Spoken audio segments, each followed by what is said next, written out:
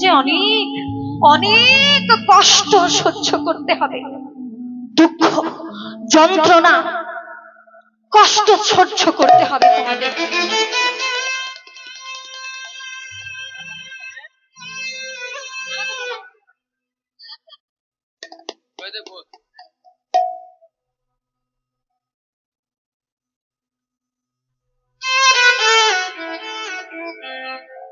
আসরের মধ্যে আর কেউ আসবেন না, দয়া করে আর কেউ আসবেন না। রামচন্দ্র তিনি বলছেন যোগী মুনি ঋষিদেরকে,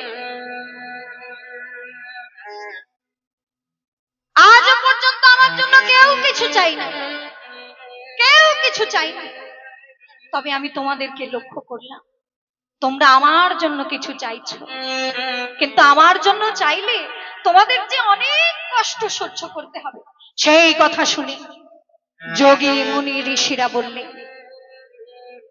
আমরা সব সহ্য করতে পারি, দুঃখ কষ্ট যারা যন্ত্রণা সহ্য করে তুমি যখন আনন্দিত হবে তখন আমরাও তো আনন্দিত হব।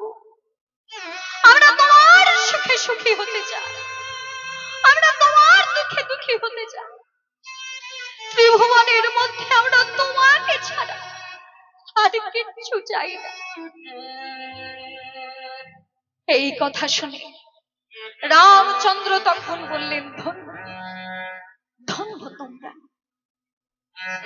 দ্রোণ থেকে একখানি স্বর বের করে একটা পাথরের মধ্যে গোপীনাথ মূর্তি অঙ্কিত করে দিলেন। সেই যোগী মুনি ঋষিরা বললেন ইনি কে? কেন? গোবিন্দ। তবে আমরা কারা? তোমরা তোমরা গোপী, আমরা গোপী হতে যাব কেন? আমরা নারী কুলকে আশ্রয় করতে যাব কেন?